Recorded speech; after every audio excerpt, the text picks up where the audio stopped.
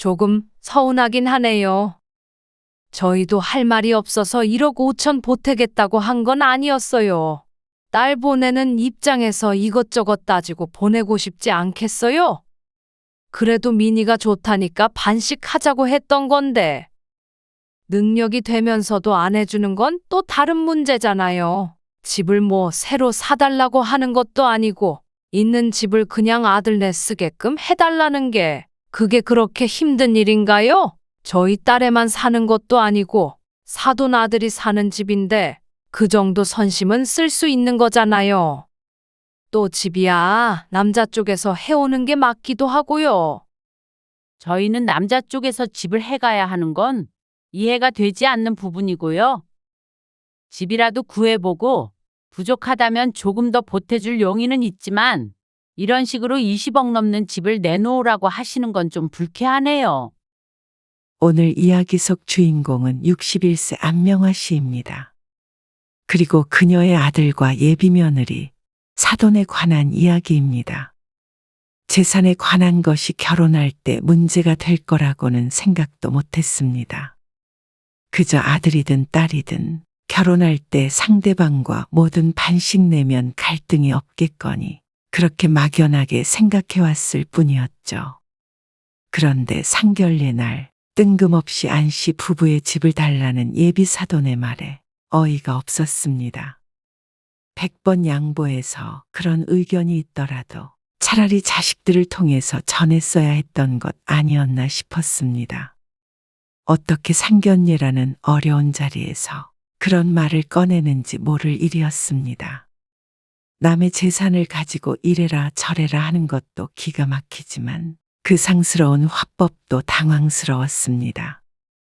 집을 주고 말고의 문제가 아니라 이런 사돈을 보자면 이 결혼 자체를 진행시켜야 하는지 말아야 하는지조차 의문이었습니다.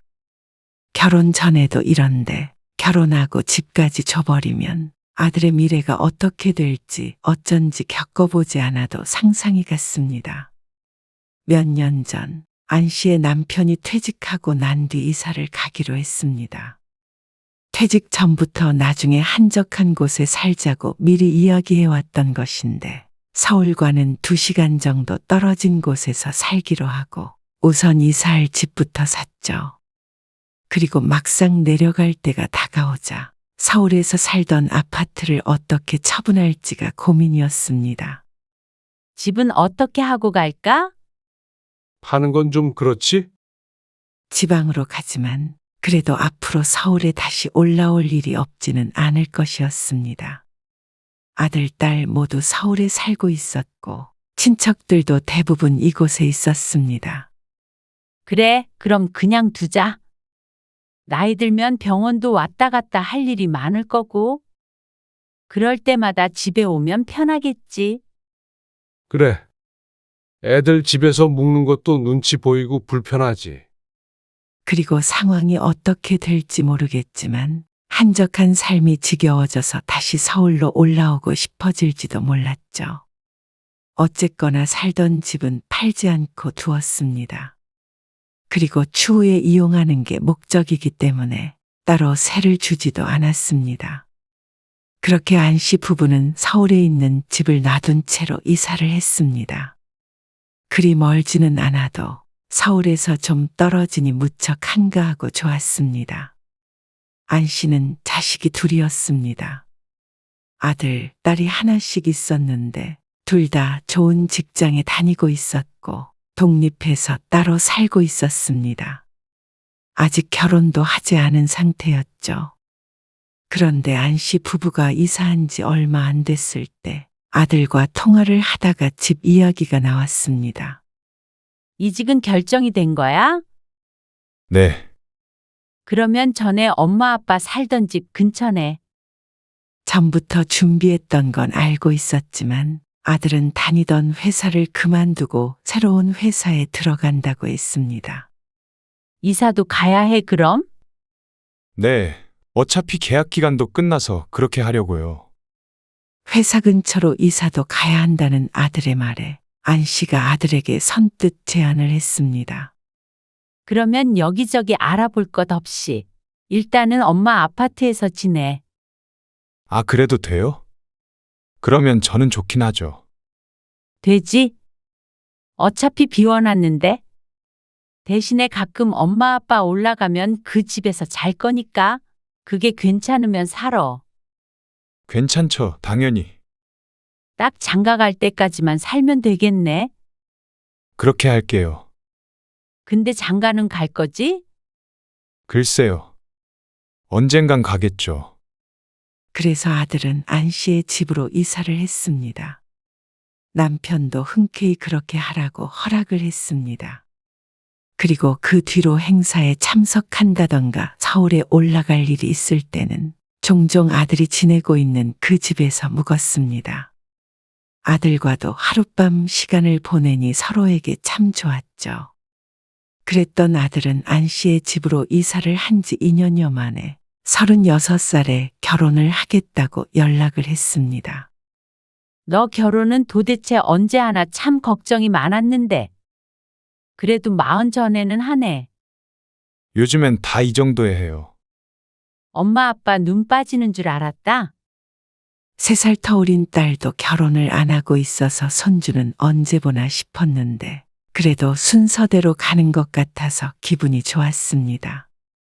그리고 얼마 뒤 주말에 아들이 예비 며느리를 데리고 인사시키기 위해서 찾아왔습니다. 안녕하세요. 황민이라고 합니다. 아들보다 4살이 어린 32살의 아가씨였습니다. 참한 예비 며느리는 안 씨의 마음에도 남편의 마음에도 쏙 들었습니다. 결혼 진행에 관해서는 저들끼리 상의를 하라고 했기 때문에 소개하는 자리에선 식사만 마쳤습니다. 덕분에 분위기는 아주 좋았죠. 아들이 돌아간 뒤에는 안 씨도 아들과는 별개로 남편과 상의가 필요했습니다. 아무래도 결혼할 때 어느 정도 지원은 해줘야 하니 말이죠. 남편은 내심 생각해오던 바가 있던 모양이었습니다. 안 씨의 질문에 정확한 금액이 튀어나왔습니다. 1억 5천만 원 정도 보태주는 게 어떨까 싶은데. 나중에 유선이 결혼할 때도 똑같이 주고. 근데 그걸로 서울에서 집을 구할 수가 있나? 뭐 상대 쪽이랑 반씩해서 전세라도 구해서 가면 되지. 뭐. 그 뒤로는 자기들이 일해서 돈 모아서 이사 가야지. 그건 그렇지만 또 그쪽에서 남자가 집해와야 된다고 생각하면 어떡해? 아, 요즘에 여자 남자가 어디 있어. 여유가 없으면 모르겠지만 어지간하면 반씩해야지.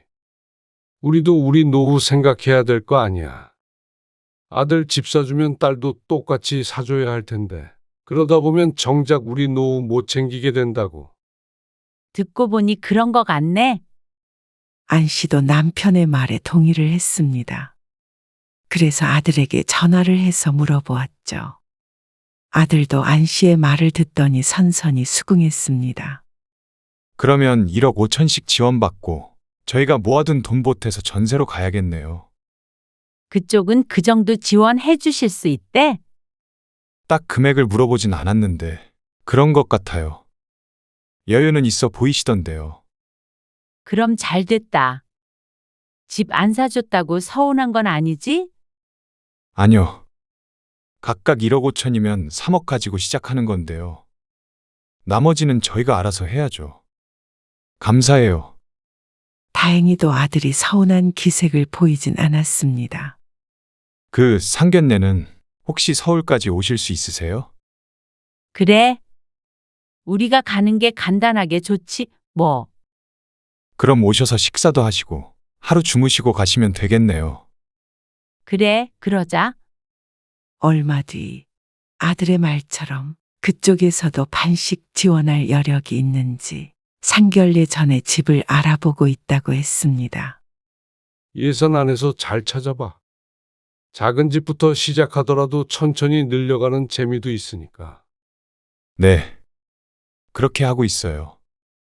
그리고 상견례 날짜가 정해지고 안 씨는 설레는 마음으로 옷도 새로 준비했습니다.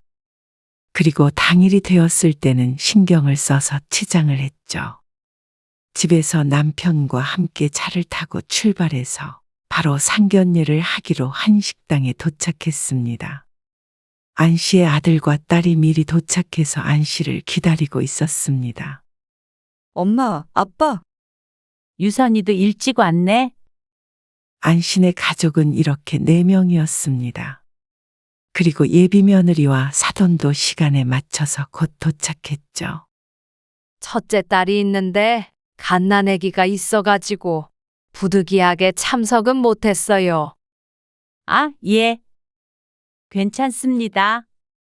곧 식사가 준비되고 안 씨 가족과 예비 사돈네는 편하게 대화를 나누었습니다. 저희가 허례허식 같은 거는 좀 안 좋아해요. 그래서 예단이나 예물 이런 거는 애들만 괜찮다면 생략했으면 하는데요. 그건 안 씨도 동의하는 바였습니다.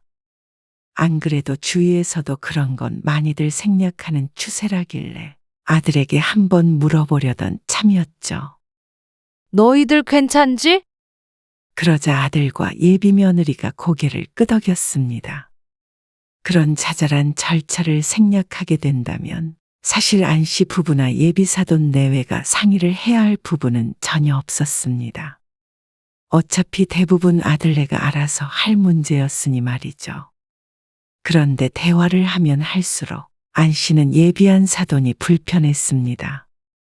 대화를 주도하는 건 그렇다 치더라도 결혼 진행에 관해서도 막무가내로 자신의 의견을 밀어붙였습니다. 애들이 결혼식을 내년 5월에 한다고 하더라고요. 근데 그때까지 기다려서 뭐 해요? 그냥 3월에 하는 걸로 하시죠. 안 씨를 보며 말하기에 당황스러웠습니다. 결혼 날짜를 어째서 부모가 정하는지 이해가 안 됐습니다. 그건 알아서 정하라고 해야 하지 않을까요? 서로 스케줄도 있을 테니까요. 결혼이 가장 중요한 스케줄이잖아요. 그리고 저희는 5월에 가족 행사가 많아요. 그래서 3월 말쯤에 하는 게 제일 좋을 것 같네요. 사돈은 반대 없으시죠? 안 씨가 아들을 쳐다보자 미간에 희미한 주름이 가 있었습니다. 그런데 예비 며느리는 밥만 먹고 있었죠. 3월 싫으세요? 안 씨가 대답을 안 하고 있자 예비 사돈이 재촉을 했습니다. 이건 제가 결정할 문제는 아닌 것 같네요. 빨리 하는 게 좋잖아요. 이왕 하기로 한 거. 그러자 아들이 말했습니다. 그건 제가 민이랑 조금 조정을 해볼게요. 그래. 어른들 말 들어. 그런 말투가 참 불편하게 다가왔습니다. 예비 사위인 아들에게조차 고압적이었죠. 나중에 결혼하면 고생 좀 하겠다 싶었습니다. 그런데 예비 안사돈이 갑작스럽게 엉뚱한 말을 꺼냈습니다. 그리고 사실 미니한테 듣기는 했는데요. 집 문제 말이에요. 안네. 무슨 문제라도 있으신지. 문제는 없어요. 근데 둘이 합쳐서 3억이면 아무래도 서울에서 집을 사기엔 좀 어려운 부분이 있잖아요. 네. 그래서 전세로 가고 나머지는 대출도 받는다고 하더라고요.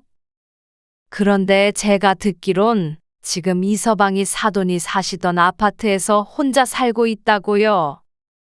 예비 사돈의 말에 안 씨는 의아한 표정을 지었습니다. 어째서 이 시점에서 그 집 얘기가 나오는지 몰랐습니다. 예비 사돈은 잠시 말을 고르더니 입을 뗐습니다. 차라리 그 집에 미니가 들어가서 사는 게 어떨까 하고요. 그렇다고 맨몸은 아니고요. 저희도 1억 5천만 원 어치는 혼수로 넣을게요. 뭐 신혼여행비에 보태줘도 되고요. 어쩐지 선심을 쓰듯 이야기하지만 문제는 그게 아니었습니다. 그 아파트 값이 1억 5천만 원을 보탠다고 비슷한 수준이 아니었죠. 가장 최근에 확인해 봤을 때 그 집 시세가 대략 20억에서 25억 정도 되었습니다. 그런데 1억 5천 혼수 넣으면서 그 집을 달라는 말인가 싶었죠. 그리고 가격도 가격이지만 무엇보다도 그 집은 안 씨 부부가 사용하려고 일부러 팔지 않고 두었던 집이었습니다. 그걸 아들의 신혼집으로 내줄 수는 없었습니다. 그건 저희가 쓸 예정이라서요. 차마 돈 얘기는 못하고 안 씨가 애둘러 거절을 했습니다. 그러자 안사돈이 반박했습니다. 3억 가지고 전세 얻으면서 대출까지 받으면 그거 이자 갚고 하려면 언제 돈 모아서 언제 집을 사겠어요. 정 마음에 걸리시는 게 있으시면 명의는 그대로 두고 거주만 하게끔 해도 좋잖아요. 어차피 사돈네가 사시는 것도 아니니까요. 동네가 학교도 가깝고 살기 참 좋던데요. 젊은 사람들 신혼집 하기에 딱이죠. 그런 간단한 문제가 아니었습니다. 그런데 도대체 그 집에 대해서는 어떻게 그렇게 잘 알고 있는지도 의문이었습니다. 아, 그 집에 가보셨어요? 뭐 일부러 간 건 아니고요. 지나가는 김에 겸사겸사 어쩌다 한번 가보게 된 거죠. 그게 뭐 중요한가요? 어쨌거나 제가 드린 말씀이 저는 꽤 좋은 아이디어라고 생각하거든요. 사돈 생각은 어떠세요? 생각해 본 적도 없는 문제였습니다. 남편도 놀란 눈치였고 옆을 보니 아들도 들은 바가 없는지 눈이 커져 있었습니다. 그 사이에 예비 사돈은 대답을 종용하듯이 네 하며 다시 물었습니다. 안 씨는 물을 한 모금 먹고는 진지하게 대답했습니다. 무슨 말씀인지는 충분히 알아들었는데요. 그 집을 안 판 이유는 저희도 서울 왔다 갔다 하면서 쓰려고 그랬던 거예요. 아무래도 서울에서 행사나 볼 일이 많다 보니까요. 또 병원 갈 일이 있으면 집으로 가려고 남겨둔 거예요. 그 집에서 아들 며느리가 살면 저희가 마음 편히 드나들 수가 없잖아요.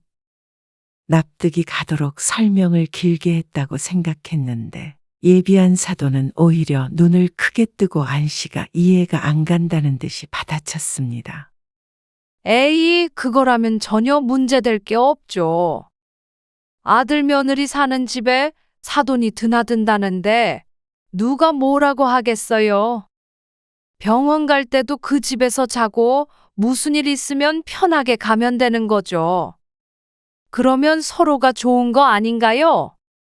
사돈은 지금 당장 1억 5천 안 들어서 좋은 거고요. 아니요, 1억 5천이 문제가 아니고요. 집을 달라는 말씀이잖아요. 그렇게는 힘들죠.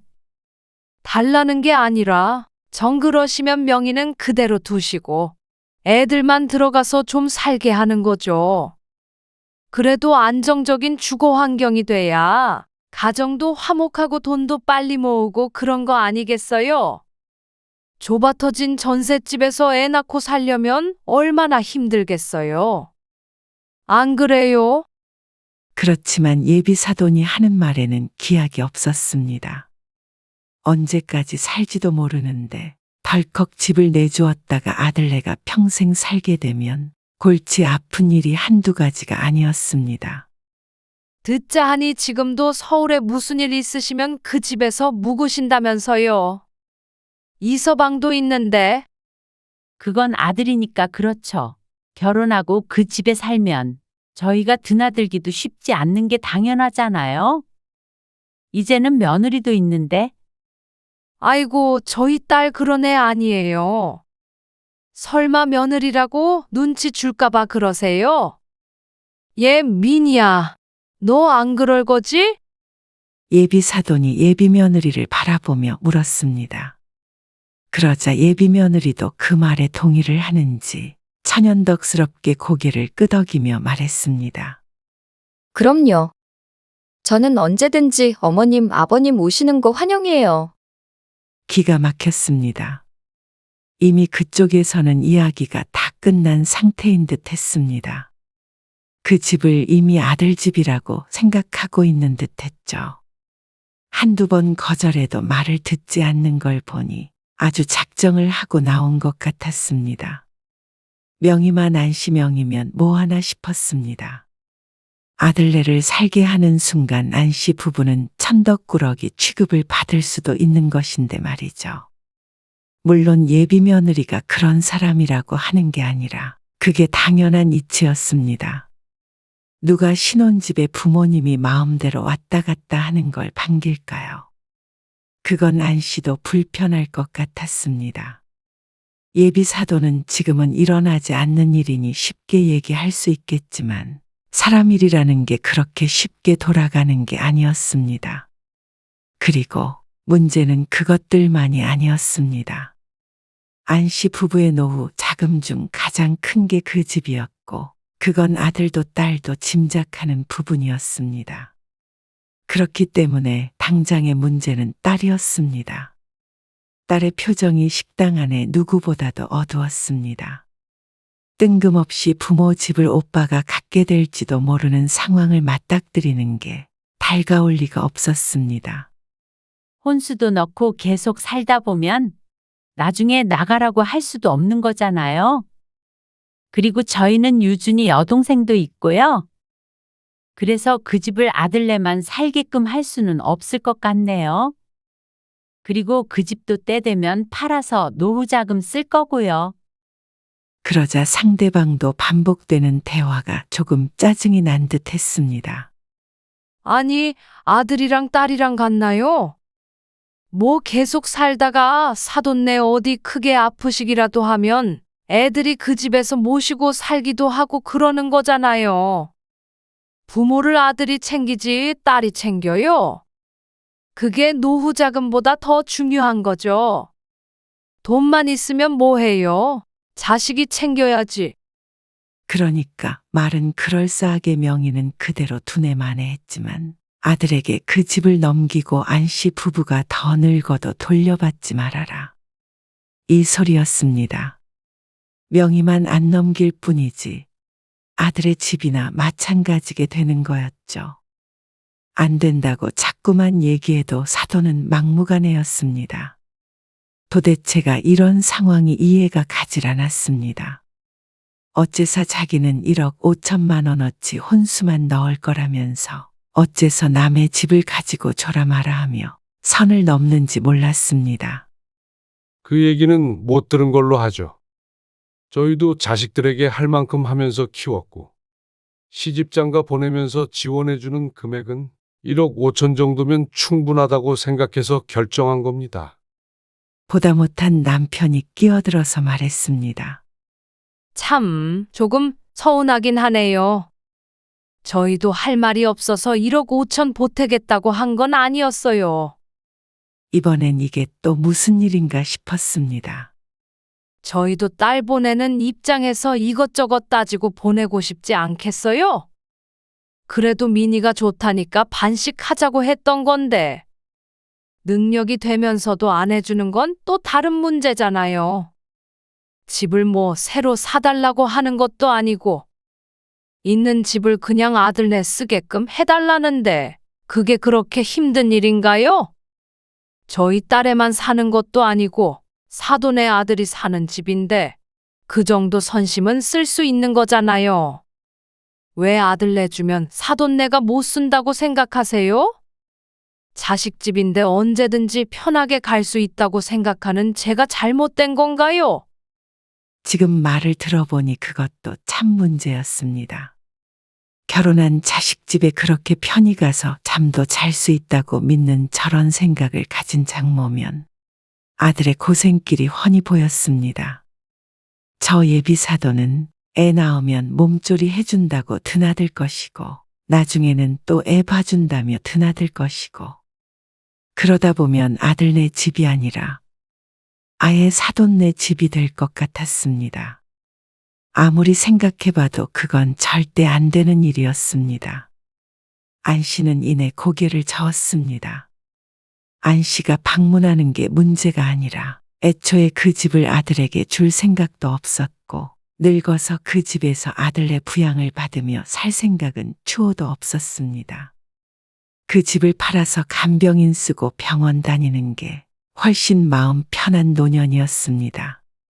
그리고 상대방이 20억 넘는 집을 남자가 해와야 한다는 생각을 가지고 있었다면 이렇게 서로 대화하는 게 무의미했습니다.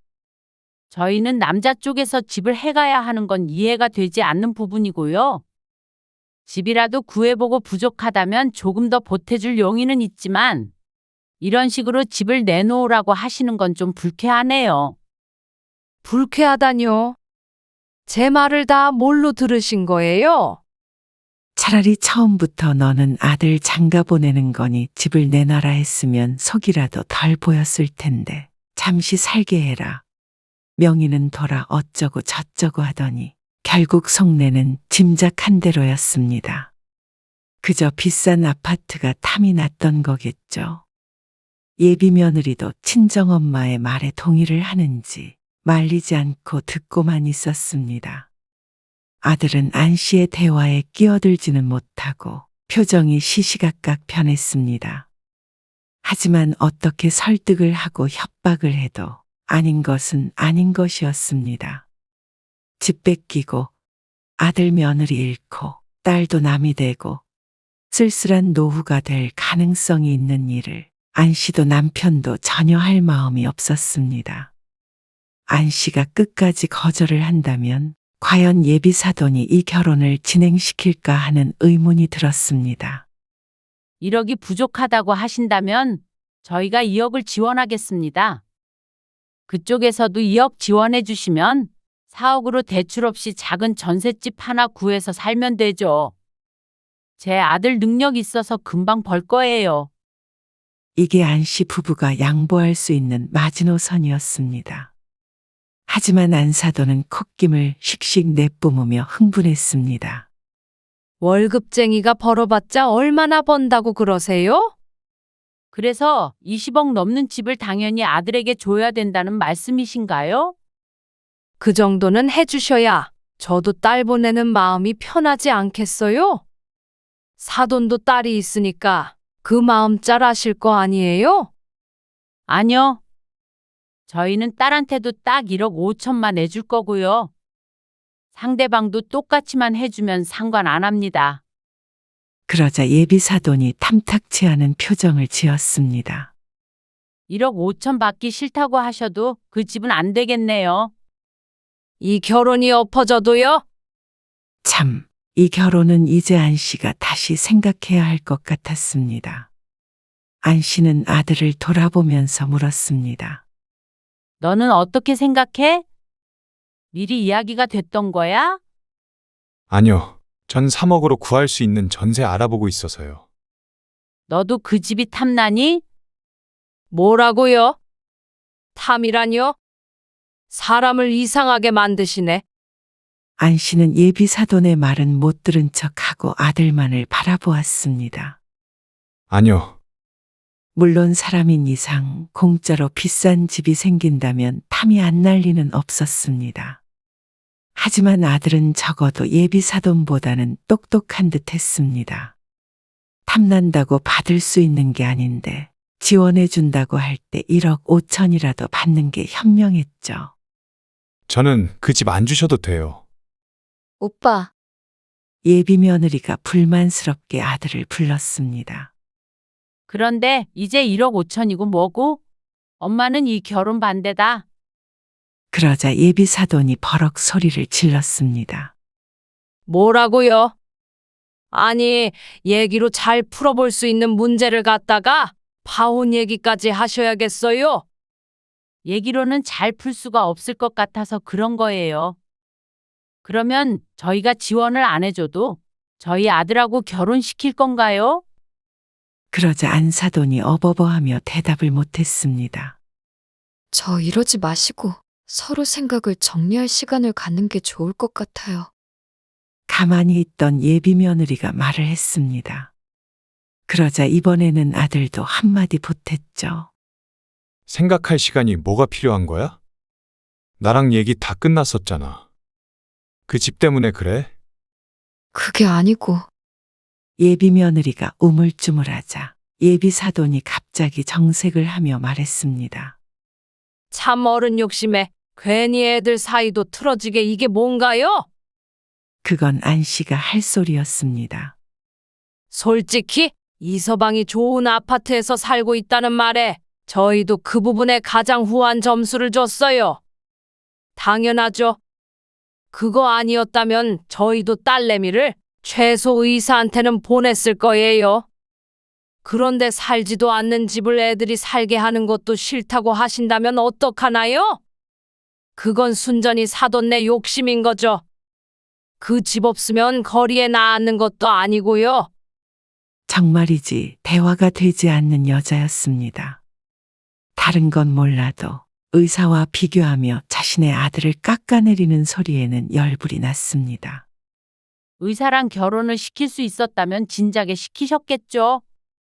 그건 그쪽 능력 문제 아닌가요? 남의 잘난 아들 흉볼 생각하지 마시고요. 그쪽이나 챙기세요. 결국엔 그쪽은 1억 5천밖에는 못 보탠다는 소리잖아요.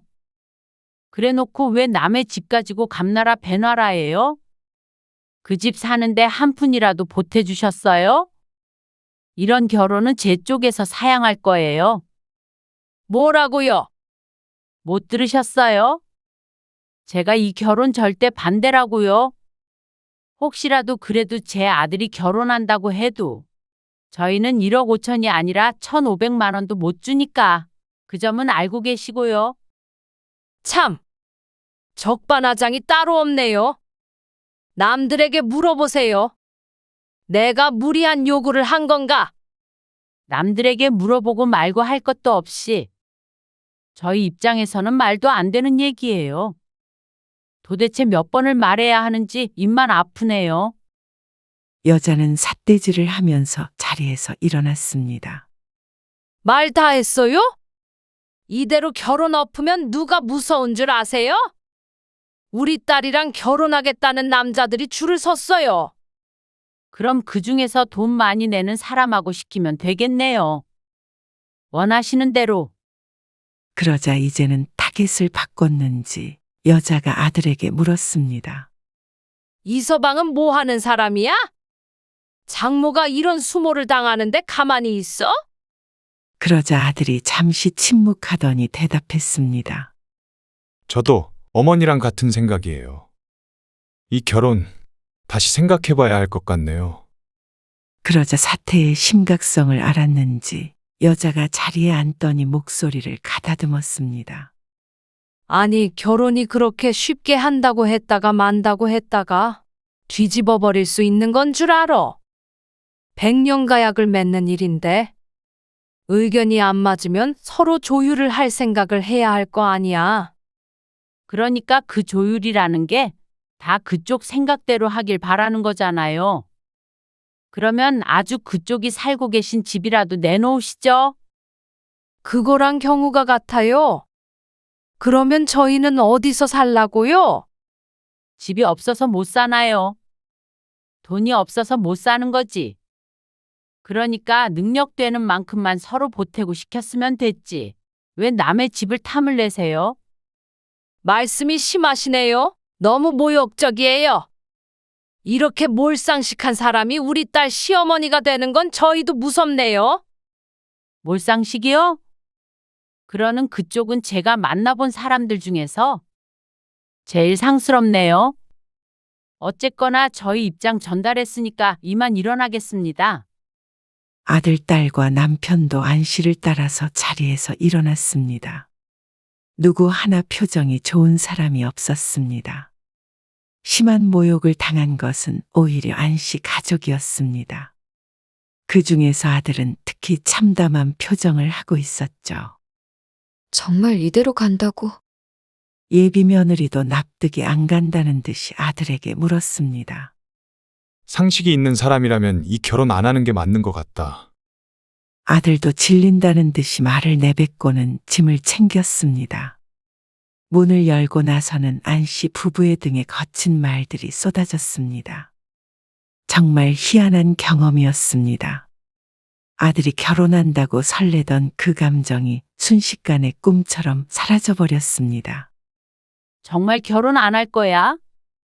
안 씨가 아들에게 물었습니다. 충동적으로 결정하고 나중에 다시 하겠다고 할까봐 무서웠습니다. 당연한 소리를 해.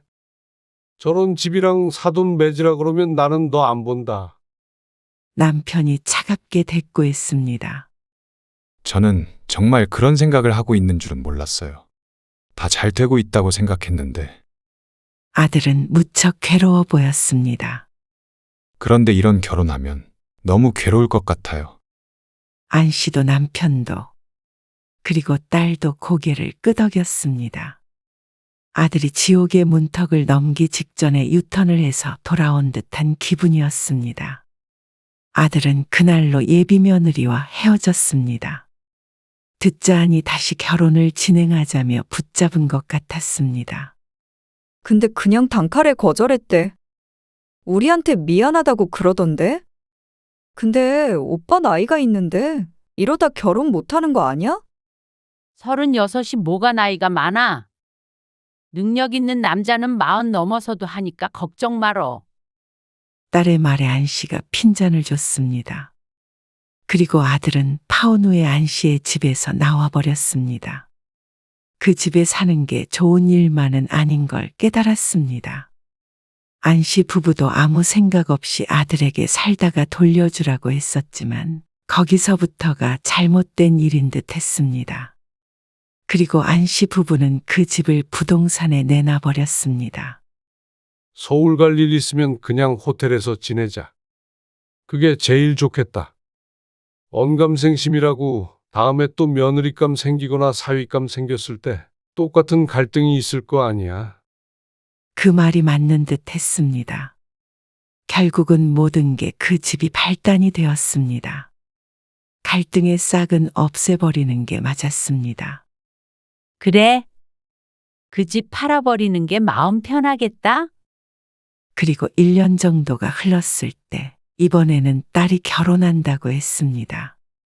아들보다도 먼저 딸이 가게 됐는데 약속했던 대로 1억 5천만 원만 지원해줬고 상대방도 똑같이 지원해줘서 별 탈 없이 결혼을 하게 됐습니다. 그게 보통의 결혼이었고 안 씨 부부가 진작에 겪었던 일은 특별한 경험이었습니다. 사돈 될 사람들이 특별히 염치가 없는 사람들이었으니 말이죠. 아들에게도 안 씨 가족에게도 똑똑한 교훈이 되었습니다. 그래서 딸도 잡음 없이 결혼을 진행할 수 있기도 했죠. 아들은 37이 되었지만 새롭게 연애도 시작한 것 같았습니다. 그러니 안 씨 부부는 더 이상 걱정할 일이 없었습니다. 지금도 가끔 그 일이 떠오를 때면 가슴을 쓸어내리곤 했습니다. 그때 결혼을 시켰더라면 삶이 많이 바뀌었을 테니 말이죠.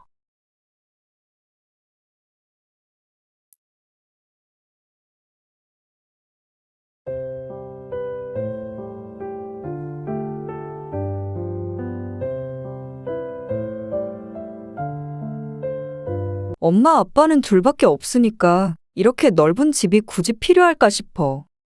우리는 애들 때문에 오히려 넓은 집이 필요하고 거리도 멀지 않으니까 엄마랑 바꿔서 살면 어떨까 해. 뭐?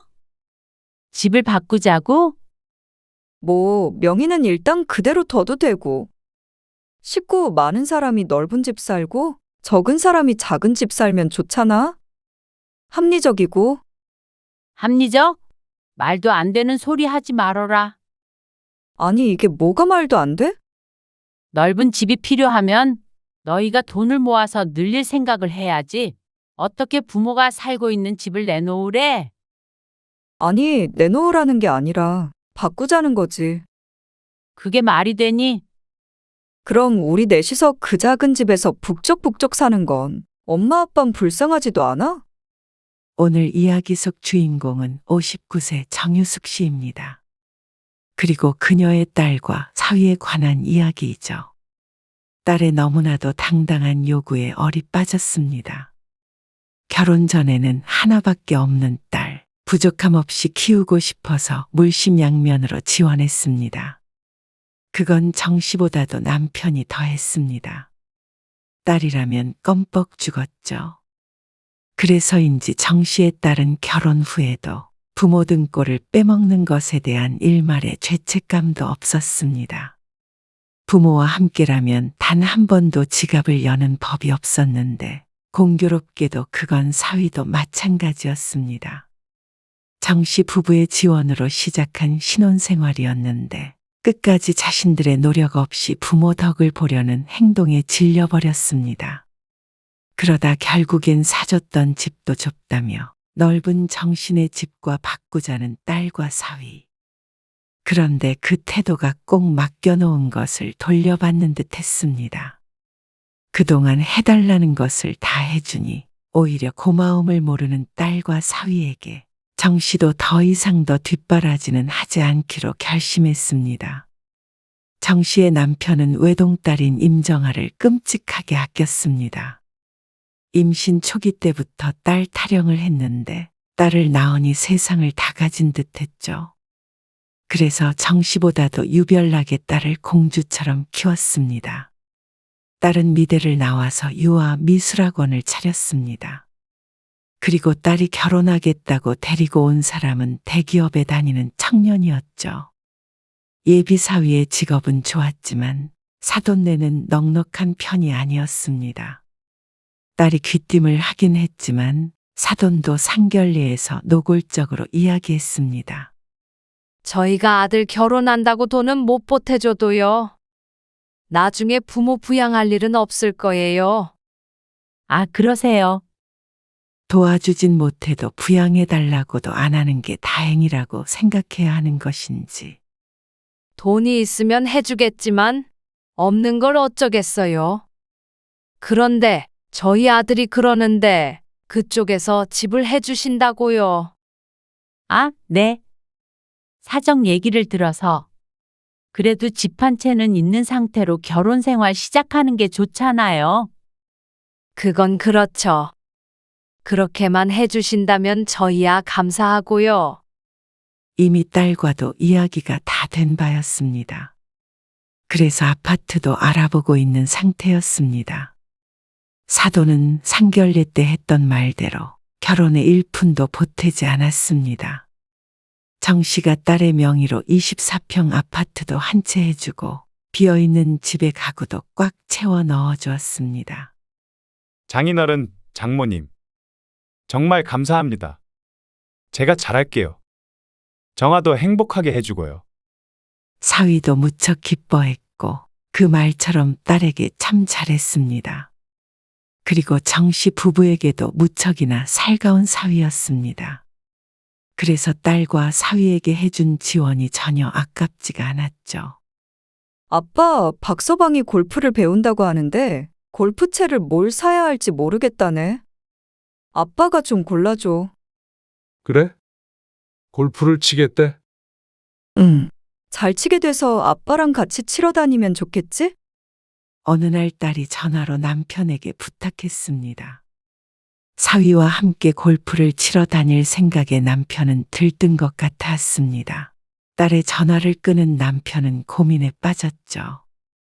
아니, 그래도 골라만 줄 수는 없는 거잖아. 그래서 당신이 사주게? 그래야지. 아이고, 장인의 사위 사랑이 대단하시네요. 정아랑 잘 사는데 예쁘지 뭐. 농담조로 남편을 핀잔했지만 그건 정 씨도 같은 마음이었습니다. 그래서 딸과 사위를 무척이나 챙겼습니다. 나중에 사위가 또 전화해서 이것저것 물어보길래 골프채를 비롯한 용품들을 선물로 주기도 했습니다. 그러다 보니 사위도 다른 사람들이 처가 부모를 대하는 것보다 훨씬 편하게 대했습니다. 그리고 정 씨 부부가 여행을 가도 따라왔습니다. 엄마, 여행 가? 응, 네 아빠랑. 좋겠다. 나도 데리고 가. 가려면 가? 정말? 그럼 임서방도 데리고 가도 돼? 임서방이 싫어하지 않을까? 불편해서. 에이, 안 그럴 것 같은데. 내가 한번 물어볼게. 그래. 임서방 좋다고 하면 같이 가. 알았어. 그럼 우리는 몸만 가면 되는 거지? 참나, 그래라. 딸이 결혼하기 전에는 종종 같이 여행도 하고는 했는데 사위도 정씨 부부의 여행에 따라왔습니다. 여행까지 왔는데 코스 요리는 먹어야죠. 근데 진짜 비싸네. 아, 그러긴 하네. 아빠, 우리 이거 먹어도 되지? 그리고 그 경비는 자연스럽게 정씨가 내게 되었습니다. 그러자고 약속한 건 아니었지만 몸만 온다던 딸의 말대로 여행에 가서도 밥 한 끼도 모두 정씨 부부가 샀죠. 그게 좋았는지 그 뒤로도 딸과 사위는 정씨 부부가 어디만 간다고 하면 따라 나섰습니다. 정씨 부부도 전혀 불편하지 않다면 거짓말이겠지만 그래도 딸이 결혼하고 나서도 이렇게 가까이 지낼 수 있다는 사실에 감사하곤 했습니다. 그래서 돈이 얼마 들던지 간에 함께 무언가 한다는 사실이 달가웠습니다. 그래서 여행도 자주 하게 되었죠. 정말 순수하게 딸과 사위를 사랑하는 마음에서 우러나온 행동들이었습니다. 몸은 좀 어때? 몸은 괜찮지? 조리원에서 나오면 애는 혼자 돌볼 생각이야? 아니, 도움이 구해야 할 것 같긴 한데. 비싸더라고. 사위가 잘 벌긴 하지만 딸의 수입이 적다 보니 딸은 정씨에게 돈 걱정을 많이 했습니다. 그래서 아이를 낳은 병원비와 조리원비까지 정씨 부부가 대신 내줬습니다. 그럼 엄마가 구해줄 테니까? 사람 써. 넌 빨리 회복하고. 그리고 조리원에서 돌아와서 도우미 비용까지 냈죠. 하나밖에 없는 딸이 고생하는 걸 보는 게 싫었기에 아깝지도 않았죠. 그런데 남편의 환갑에 함께 간 여행이 정씨의 생각이 조금 바뀌는 계기가 되었습니다. 환갑이니까 그래도 해외여행 정도는 가야 되지 않을까요? 전에는 사위에게 여행을 제안하면 고개를 끄덕이곤 했는데 시간이 지날수록 사위가 가장 적극적이 되었습니다. 사위의 말처럼 정씨 부부가 딸 부부와 함께 넷이서 해외여행을 갔던 마지막 날 사위와 딸의 대화를 우연히 듣게 되었습니다. 환갑인데 선물이라도 드려야 하나. 사위의 말에 딸이 태연하게 대답했습니다. 엄마, 아빠 모시고 여행 다니는데. 이것보다 더 큰 효도가 어디 있어? 그런가? 그럼. 그리고 우리는 평소에 잘하잖아. 그건 그래. 젊은 사람들이 나이 든 부모님 모시고 여행 다니는 것도 쉬운 게 아니지. 맞아. 그것만으로도 우리 엄마 아빠는 고마워해야지. 둘이 술잔을 기울이며 하는 대화에 어이가 없었습니다. 대부분 함께한 여행이 딸이나 사위가 원해서 했던 것이었는데 저들은 꼭 마지못해서 봉사라도 하고 있다는 듯한 투였습니다. 우리 부모님도 여기 모시고 오면 좋겠다. 그건 그렇네. 다음엔 어머님, 아버님 모시고 같이 오자. 돈 많이 들 텐데? 에이, 돈 벌어서 어디다 써. 그리고 우리 부모님한테만 효도할 수는 없잖아. 좀 황당한 기분이 들었습니다. 함께 여러 번 여행을 다녔지만 딸이나 사위 둘 중 누구도 지갑을 꺼낸 적이 없었습니다. 그런데 정씨 부부는 저들이 모시고 다니면서 효도를 하고 있다고 생각하고 정작 사돈네는 정말로 저들 돈을 들여서 모시고 다닐 생각을 하니 기가 막혔죠. 돈 벌어서 어디다 쓰냐는 말이 가장 기분이 나빴습니다. 정씨 부부라고 재벌도 아니고 둘이서 소소하게 다니던 여행을 딸과 사위와 함께 다니려면 돈이 2배가 아닌 3~4배는 들었습니다. 그것도 쌓이다 보면 부담이 안 될 수는 없었죠. 그런데 내 딸이고 내 사위이니까 감수하고 데리고 갔던 것인데 딸내의 생각은 전혀 반대인 듯 했습니다. 누가 누굴 모시고 다닌다는 건지 몰랐습니다. 당장 이번 환갑 여행만 하더라도 전부 정씨가 결제를 했는데 말이죠. 아무리 사돈네가 형편이 안 좋다지만 그래도 억울한 마음이 안 들 수는 없었습니다. 어째서 같은 부모인데 이쪽은 퍼주면서도 생색을 들어야 하는지 굳이 딸에게 말은 안 했지만 마음속으로는 무척 서운했죠. 그래서 그날 이후로 정 씨는 딸 부부와 함께 여행을 가거나 식사를 하거나 하는 등의 만남을 줄이게 되었습니다. 엄마, 애들 좀 봐줄 수 있어? 다다음 주에 임서방이랑 결혼기념일이라 둘만 놀러 좀 다녀오려는데? 주말에? 엄마 아빠 그때 여행 가기로 했어? 뭐야. 그러면 차라리 같이 가. 아냐. 엄마 아빠도 오붓하게 둘만의 시간 좀 보낼게. 뭐야. 어디로 갈 건데? 글쎄, 아직 모르겠네. 같이 가지. 우리만 빼놓고 좋은 데 가려고 그러는구나? 근데 이렇게 한 발짝 떨어져서 바라보니 딸과 사위가 정씨 부부를 어떻게 생각하는지 알 것 같았습니다. 결혼한 지 몇 년 지나고 아이들도 나오며 딸과 사위는 점점 정씨 부부에게 바라는 것이 많아졌습니다. 은근히 이거 해달라 저거 해달라, 뭐가 갖고 싶다, 어디 가고 싶다 하며 말이죠. 그저 예뻐 보였을 때는 생각 없이 그러자 했겠지만 정 씨도 자식에게 콩깍지가 벗겨지고 있었습니다. 그러던 어느 날 어버이날이라며 딸에게서 전화가 왔습니다. 오랜만에 만나서 맛있는 것도 먹고 하자며 말이죠. 나는 그냥 집에서 둘이 먹었으면 좋겠는데. 에이, 그래도 애들이 어버이날이라고 온다는데 오지 말라 그래. 오랜만에 손주들도 보고 좋지 뭐. 남편도 정 씨의 말을 듣고 딸내와 거리를 두기는 했지만 그래도 딸 바보가 어디 가는 건 아니었습니다. 하지만 그렇게 딸내와 식당에서 만나서도 유쾌하지 못한 기분이 되었습니다.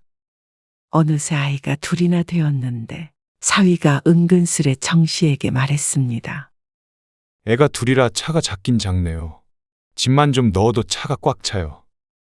아, 그래? 보통 크게 아닌가? 경차도 아니잖아. 애 둘이면 요즘은 다들 카니발 같은 거 타고 다니더라고요.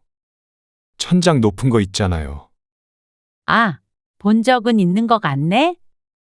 그럼 사면 되잖아. 차 오래 타지 않았어? 그렇죠. 6년 탔나, 7년 탔나. 근데 좀 가격이 있더라고요. 근데 큰 차가 좋긴 하지. 애들 때문에. 그러면서 둘이 계속 큰 차 타령을 했습니다. 그럼 사면 되잖아. 남편이 대답하자 사위가 고개를 저었습니다. 에이, 집도 좁아서 넓혀야 하는데. 차를 새로 사면 다달이 나가는 돈이 크죠. 젊은 사람들 대부분 집 대출 이자 내느라 힘들어하는데 딸내는 다 갖춰놓고 시작했으면서도 앓는 소리를 했습니다. 근데 내 차도 오래되긴 해서 둘 중 누구든 바꿀 때 되긴 했어. 그러니? 뉘앙스가 꼭 사달라는 것만 같았습니다. 정 씨는 그걸 알고도 모른 척 해버렸습니다. 사고 싶으면 사. 그러자 딸과 사위가 어쩐지 실망스러워하는 표정을 지었습니다. 누가 사주면 딱 좋겠네. 지난번에 지나가는 말로 들으니 사돈 내는 딸이 안마의자도 사줬다던데. 정씨 부부는 꼭 딸 부부의 ATM 기계라도 된 것 같은 대접이었습니다. 그러다 보니 점점 딸과 사위에게 정남이가 떨어지려고 했죠. 딸은 남편을 간절하게 쳐다보았지만 남편도 이번만큼은 딸을 외면했습니다. 정 씨가 딸 부부와 여행도 안 가는 이유를 알고 있었기 때문이었죠. 식사를 마치고 일어나는데 버릇처럼 먼저 일어나서 나가버리는 딸과 사위. 남겨진 정 씨는 계산서를 들고 한숨을 쉬었습니다. 어버이날마저도 부모에게 얻어먹는 딸에게 실망스러웠습니다. 정 씨가 그렇게 키웠으니 이렇게 컸겠지만 그래도 씁쓸한 기분은 어쩔 수가 없었습니다. 사위도 딸과 마찬가지였습니다. 결혼 초에만 하더라도 이런 때에 나서서 계산하곤 했던 사위는 시간이 지나자 정 씨에게 얻어먹는 게 당연해져 버렸죠. 정아야, 어버이날에 밥 먹자고 왔으면 너희가 계산해야지. 아, 우리가? 당황하는 딸의 모습을 보니 헛웃음이 나왔습니다. 그러면 어버이날인데 엄마가 사? 임서방 27만 원 나왔네. 소고기가 비싸긴 해. 아, 저희가 내야죠. 제가 계산서 챙기는 걸 깜빡했네요. 민망한 웃음을 지으면서 정 씨에게서 계산서를 받아든 사위를 보며 딸이 인상을 찌푸렸습니다. 사고 싶던 차도 못 사고 밥값마저 계산하게 하니 서운한 표정도 지었죠. 그동안 정 씨 부부가 베푼 모든 것을 당연한 것으로 여기는지 몰랐습니다. 그리고 그건 약 한 달 뒤에 딸이 정 씨를 찾아오고서 가장 크게 느끼게 되었습니다. 정 씨 또한 참 딸을 잘못 키웠다고 생각했죠. 어쩐 일로 왔어? 주말에 남편과 함께 집에서 쉬고 있는데 딸이 연락도 없이 갑작스럽게 찾아왔습니다. 아, 엄마 아빠 얼굴도 볼 겸. 예전 같았으면 버선발로 반겼을 딸을 정 씨는 어쩐지 시큰둥한 표정으로 맞았습니다. 왔냐? 밥은 먹었니? 아직 안 먹었어. 배고프다. 엄마가 해준 밥 먹고 싶네. 딸을 여전히 사랑하지만 딸의 방문이 전보다 덜 반가운 건 사실이었습니다. 마침 점심을 먹으려고 하던 참이었기 때문에 정 씨는 딸의 목까지 함께 차렸습니다. 애들은? 임서방이 보고 있지. 근데 정말로 왜 온 거야? 식사를 하며 이런저런 이야기를 하는데 딸이 말하기 어려운 용건이 있는지 자꾸 뜸을 들였습니다. 왜 그러는데? 무슨 일 있어? 그러자 남편이 걱정스러웠는지 숟가락을 내려놓고 물었습니다.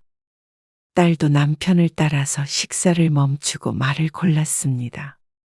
엄마 아빠도 알다시피 우리 집이 좀 좁잖아. 딸이 결혼할 때 사준 24평 아파트를 말하는 것이었습니다. 지난번에도 집 얘기를 꺼내더니 무슨 이야기를 하려고 이러는지 불안했습니다. 혹시나 이번에는 집을 사달라고 하는 게 아닐까 싶어서 말이죠. 그런데 딸이 황당한 소리를 했습니다. 근데 엄마 아빠 집은 넓잖아. 정 씨 부부의 집은 39평이었습니다. 딸의 집에 비하면 확실히 넓은 편이었죠. 그런데 그래서 우리가 아니, 내가 생각을 좀 해봤는데 말이야. 엄마 아빠는 둘밖에 없으니까 이렇게 넓은 집이 굳이 필요할까 싶어.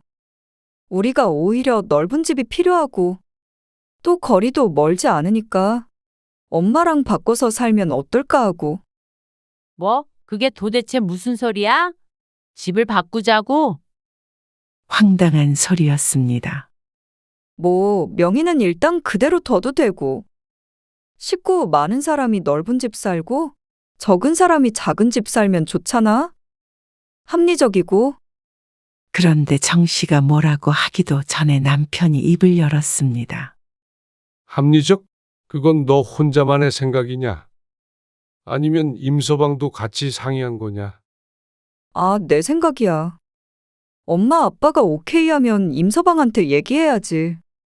하지만 정 씨는 그게 딸 혼자만의 생각은 아닐 거라고 여겼습니다. 말도 안 되는 소리 하지 말어라. 이게 뭐가 말도 안 돼? 넓은 집이 필요하면 너희가 돈을 모아서 늘릴 생각을 해야지. 어떻게 부모가 살고 있는 집을 내놓으래? 아니, 내놓으라는 게 아니라 바꾸자는 거지. 참 그게 말이 되니? 정 씨와 남편이 재고해 볼 여지도 없다는 듯 말하자 딸은 도리어 서운해했습니다. 그럼 우리 넷이서 그 작은 집에서 북적북적 사는 거 불쌍하지도 않아? 기가 막힐 노릇이었습니다. 어째서 부모에게 받은 집에서 살고 있는 딸을 불쌍해해야 하는 것인지 이해가 가지 않았습니다. 딸은 더 이상 숟가락을 들지 않고 자리에서 일어났습니다. 나 이만 가볼게. 그리고 그날 이후로 딸은 한동안 정 씨에게 연락을 하지 않았습니다. 그리고 사위도 그렇게 자주 연락을 하더니 이제는 깜깜무소식이었습니다. 참 부모 자식 사이의 돈 때문에 이렇게 되나 싶었습니다. 해줄 거 다 해줬는데 더 안 해준다고 이렇게 섭섭해하니 아무래도 그동안 딸에게 너무나도 많이 베푼 듯 했습니다. 집을 바꾸자는 제안을 거절하고 나서 딸도 찾아오지 않았고 정씨 부부도 굳이 딸에게 연락하지 않았습니다. 그런 제안을 했다는 것 자체만으로도 딸에게 실망을 많이 한 상태였죠. 그건 남편도 마찬가지였습니다. 그만큼 해줬으면 이제는 지들 힘으로 성공할 생각을 해야지 말이야. 젊은 것들이 뭐든 공짜로 얻을 생각만 하고. 그렇게 딸밖에 모르던 남편도 그동안의 딸과 사위에게 질려버린 듯 했습니다. 그런데 그게 다 자신들이 부족함 없이 퍼주었기 때문이었습니다. 하지만 그렇게 딸내와 멀어져 지내면서도 마음은 무척 좋지 않았습니다. 이대로 지내는 게 맞나 싶어. 이대로 지내면 어때서? 그래도 하나밖에 없는 딸하고 이렇게 등지고 어떻게 평생 살아? 우리가 등졌나? 집 안 바꿔준다니까 지들이 먼저 연락을 끊은 거잖아. 괘씸해 죽겠어. 딸을 예뻐했던 만큼 남편의 배신감도 정씨보다 큰 듯 했습니다. 한번 연락해 볼까봐. 아, 연락해서 뭐하게. 그냥 터놓고 얘기나 해보지. 이대로 안 볼 거 아니면 어쨌거나 대화로 해결을 해야 할 것 아니야? 남편은 탐탁하지 않은 듯 했지만 정씨는 이보다 더 나빠질 건 없을 거라고 생각했습니다. 그런데 그러던 찰나에 딸에게서 먼저 연락이 왔습니다. 그때는 너무 서운해서, 그리고 나도 생각할 시간이 조금 필요했고, 엄마 아빠가 그렇게 반대할 줄은 몰라서 좀 당황했어. 그래서 엄마 설득하려고? 그건 아니고, 얘기 좀 하게. 내가 내일 갈게. 아냐. 엄마가 너희 집으로 갈게. 남편의 심기가 불편해서 우선은 둘이서 얘기하는 게 좋을 듯 했습니다. 그렇게 딸과 다음 날 만나기로 하고 전화를 끊었죠. 남편은 혀를 차긴 했어도 그런 정씨를 말리지는 않았습니다. 그리고 다음 날이 되었을 때 정씨는 딸의 집으로 찾아갔습니다. 그런데 무슨 운명의 장난인지 엘리베이터를 기다리다가 정씨는 사돈과 마주치게 되었습니다. 얼핏 보아 처음에는 안사돈인 줄도 몰랐죠. 아, 사돈 아니세요? 만난 적이 거의 없다 보니 얼른 알아보지도 못했습니다. 아, 여긴 어쩐 일이세요? 저는 정아랑 만나기로 해서요. 아이고, 제가 연락도 없이 와가지고 아무래도 나를 잘못 잡았네요. 이만 돌아가야 하나? 아, 오셨는데 같이 올라가시죠. 그럴까요? 이것만 금방 전해주고 갈게요. 반찬통을 들어보이는 안사돈에게 정씨는 고개를 끄덕였습니다. 그리고는 잠시 어색한 침묵이 흘렀습니다. 엘리베이터는 25층에서 한참을 멈춰서 있었습니다. 그런데 갑자기 안사돈의 침묵을 깨고 말을 걸었습니다. 저희 남편이 허리를 다쳤거든요. 아, 그러세요. 어쩌다가? 뭐 일이 좀 있었는데. 아무튼 저희 집이 엘리베이터가 없는 건물이라 이게 계단을 오르락 내리락 하는 게 쉽지가 않아요. 그래서 남편도 고생이고 저도 고생이고 또 도와주러 오는 저희 아들 며느리도 고생이고요. 안사돈이 뭘 말하고 싶은지 짐작이 안 갔습니다.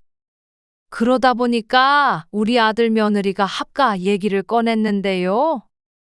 이게 또 집을 팔아서 큰 집으로 이사 가면 저희가 수중에 돈이 없게 되잖아요. 네, 그런데요. 무슨 말씀이 하고 싶으신지. 사돈네는 넓은 집에서 사시잖아요. 어차피 정아가 외동딸이고 하니까 좀 바꿔서 산다고 나쁜 건 아니지 않나요? 사돈네 짐이 그렇게 많아요? 사돈이 하는 말에 정 씨가 기가 차서 입을 벌리고 있었습니다. 그 사이에 엘리베이터가 도착해서 올라탔습니다. 아니, 애들 얘기 들어보니까 명의도 그대로 두고 사는 것만 서로 바꾸자고 그랬다던데. 그러면 뭐 문제될 것도 없잖아요. 이삿집 비용만 드는 거니까. 좋은 게 좋은 거니까 사돈도 좀 달리 생각해 보세요. 어차피 물려줄 집인데요. 뭐. 아니, 그러니까 사돈이 애들이랑 합가하실 계획인데 저희 집에서 사시겠다는 말씀이잖아요. 말을 하자면 그렇죠. 집을 바꾸고 말고는 딸하고 저희 문제이고요. 합가는 상관없지만 이러는 건 경우가 아닌 것 같네요. 애들 얘기 들어보면 그것도 다 맞는 말 같던데. 사돈이 좀 욕심을 버리시는 게 어쨌거나 그 얘기 하러 오신 거면 저는 안 들어가고 돌아가 볼게요.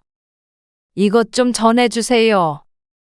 그러더니 엘리베이터에서 내리지 않고 반찬통을 정 씨에게 떠안겼습니다. 그러고는 바로 돌아가 버린 안사돈. 정 씨는 뺨이라도 한 대 맞은 듯한 기분이 들었습니다. 어째서 전혀 상관도 없는 사돈이 자신의 집을 가지고 이래라 저래라 하는지 어이가 없었습니다. 얼떨떨한 기분으로 딸의 집 초인종을 누르자 문이 열렸습니다. 올라오다가 너희 시모 만났다. 어머님을? 딸도 몰랐는지 눈을 크게 떴습니다.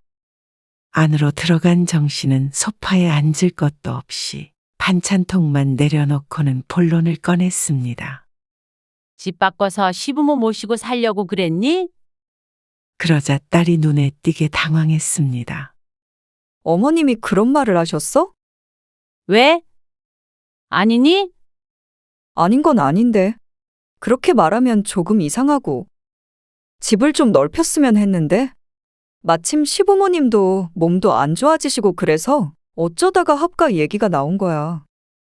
그거나 마찬가지 아니야? 마찬가지는 아니지. 순서가 다르니까. 그런데 사돈이 웬만하면 바꾸라는 식으로 말하더라. 그건 어머님이 우리 생각하셔서 하는 소리야. 그리고 웬만하면 바꾸면 좋은 게 맞긴 맞잖아. 결국은 대화가 제자리 걸음이었습니다. 어차피 나는 외동딸이잖아. 엄마 아빠 집을 팔지 않는 이상엔 결국 내 거 되는 건데? 그 전에 바꾸면 안 돼? 둘밖에 없는데 꼭 큰 집에서 살아야 해? 어째서인지 사돈과 비슷한 말을 하는 딸. 정 씨는 가슴이 답답해졌습니다. 어차피 엄마 아빠 죽으면 다 네 거니까 지금 내놔라 이거야. 아니, 나중에 나 다 늙어서 주면 뭐해. 지금 좀 도와줘야 잘 먹고 잘 살지. 여태까지 엄마 아빠가 도와준 건 아무것도 아니야? 집 사줬으면 됐지. 살고 있는 집까지 내놓으라고 그러는 애가 어디 있어? 그러면 나중에 엄마 아빠 늙으면 너희가 책임질 거야? 그러자 딸이 입을 다물었습니다. 그것마저도 서운했습니다. 거동을 못하는 것도 아니고 허리 좀 다친 걸로 시부모와 합가한다는 딸이 정 씨 부부가 늙으면 부양할 거냐는 질문에 대답을 하지 않았습니다. 그러면서 자신이 원하는 건 들어달라는 딸의 모렴치가 황당했습니다. 나는 그냥 좀 안정적으로 살아보려고 꺼낸 말인데, 솔직히 엄마가 이렇게까지 화내는 이유를 모르겠어. 엄마가 크게 손해보는 것도 아니고, 그냥 살고 있는 집만 조금 작아지는 거잖아. 집 바꾸면 그걸로 끝이야? 더 이상 차 바꿔달라 뭐 해달라 안 하고? 근데 엄마 아빠 너한테 이렇게 한없이 퍼주다가 빈털털이 될 것 같아. 그리고 늙어서 부양도 못 받고 길거리에 나 앉을 것 같아. 아니, 그건 일어나지도 않은 일이잖아. 그냥 좀 도와주면 안 돼. 바꿔주지 않을 거면 큰 집으로 이사가게 보태줘, 그럼. 그 정도로 지원해줬는데 지금까지 집을 조금도 못 넓힌 게 자랑이니? 그만큼 해줬으면 됐잖아. 엄마 아빠가 해준 거 고마운 줄이나 아니? 딸이 다시 입을 다물었습니다. 부모 덕 보고 고마운 줄도 모르는 자식. 뭐가 예쁘다고 집을 사주고 바꿔주고 해? 넓은 집 필요하면 너희가 벌어서 사. 그리고 엄마 아빠가 번 돈은 네가 아무리 외동딸이라도 너한테 줘야 할 의무는 없는 거야. 왜 없어? 자동으로 나한테 오는 거지. 아예 엄마 아빠 빨리 죽으라고 고사를 지내지 그러니? 아, 왜 그렇게 삐딱해? 그리고 그러기 전에 차라리 사회에 다 환원해 버릴 거야. 기부해버린다고? 그래. 그게 더 의미 있겠다. 지금 너 하는 거 보니까 너도 그렇고 임서방도 그렇고 정말 실망이 크다. 더 이상 엄마 아빠한테서 어떤 지원도 바라지 마. 아니, 엄마. 그러면 우린 어떻게 살라는 거야? 집 하나 가지고 어떻게 살아? 돈을 벌어. 젊은 애들이 뭐든 공짜로 얻으려고 하지 말고 그렇게 교육시켜놨으면 됐잖아. 그리고 시부모는 이 집에서 모시고 살든 말든 알아서 해. 이미 준 거 가지고는 뭐라고 안 하니까 더 이상은 이런 얘기 안 나왔으면 좋겠고 돈 얘기 하려거든. 차라리 전처럼 연락을 하지 마. 정 씨는 억울해하는 딸을 뒤로하고 집을 나와버렸습니다. 지금은 단호하게 얘기했지만 딸이 저렇게 염치 없는 사람이 된 것은 전적으로 정 씨 부부의 잘못이었습니다. 딸은 원하는 건 뭐든지 해주다 보니 선을 모르게 되었고 사위도 이것저것 베풀다 보니 처가를 만만하게 보는 듯 했습니다. 부모를 더 좋은 집에서 살게 해주는 자식들도 있는데 어째서 정 씨의 딸은 부모의 등에 빨대를 꽂고 골수까지 빨아가려는지 몰랐습니다. 자신의 힘으로 힘들게 무언가 잃어본 적이 없으니 쉬운 길만 찾는 딸. 그 쉬운 길이라는 게 부모의 도움이었습니다. 말만 하면 손에 쥐게 되니 애써 노력할 필요도 없었죠. 무조건적으로 주기만 했던 사랑은 사랑으로 돌아오지 않고 배신감만 안겨주었습니다. 하지만 뒤늦게라도 정 씨도 남편도 정신을 차려서 다행인 듯 했습니다. 그렇지 않았다면 집을 바꾸고 차를 사주고 결국엔 모든 걸 다 딸에게 갖다 바친 뒤에 비참한 노년을 보내게 되었을지도 몰랐습니다. 정 씨는 딸에게서 걸려오는 전화를 거절하고 차단을 해버렸습니다. 한동안은 이 일로 따지려 들 테니 안 받는 게 속이 편할 것 같았습니다. 집으로 돌아가 남편에게 얘기를 하니 남편은 더 속이 상해 보였습니다. 이미 준 집도 뺏어오고 싶은 거 지금 겨우 참고 있어. 딸 명의로 사준 집은 마지막 선물이라고 생각하고 있었습니다. 이제 정 씨도 남편도 결혼한 자식 뒷바라지는 다시는 안 하기로 결심했습니다. 딸은 뒤늦게 부모와의 사이가 완전히 틀어졌음을 깨닫고 용서를 빌었습니다. 이대로 연을 끊으면 딸은 크나큰 손해를 보게 되기 때문에 초조해 보였죠. 우리가 생각이 짧았던 것 같아. 별거 아니라고 생각했는데. 생각이 짧든 길든 중요하지 않고 이번 기회에 너희가 우리를 어떻게 생각하는지 큰 가르침 얻었다. 더 이상은 너희에게 기대하는 것도 없고 얼굴도 별로 보고 싶지 않다. 정남이가 떨어질 대로 떨어진 정 씨는 사위의 전화도 받지 않았습니다.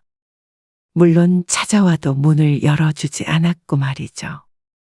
정아한테 퍼부었던 돈이면 우리 둘이 1년 내내 여행 다녀도 남아돌겠어. 그러니까 그만 신경 끄고 우리끼리나 재미나게 살자고. 정 씨도 남편의 말에 고개를 끄덕이고 머릿속에서 딸의 얼굴을 지웠습니다.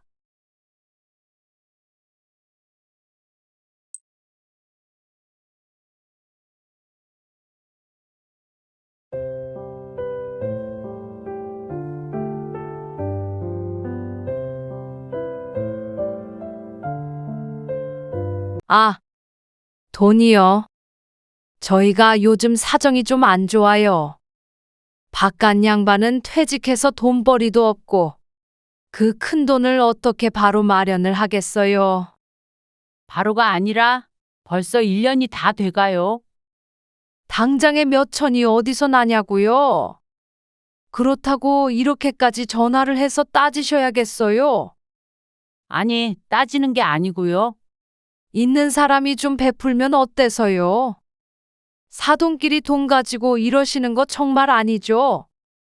사돈에게 전화했다는 사실을 안 아들은 어머니를 비난했습니다. 아니, 장모님한테 전화하셨어요? 그래, 도대체 왜 그러셨어요? 그러면 제 입장이 뭐가 돼요? 그동안 네 입장 생각하느라 참은 거야.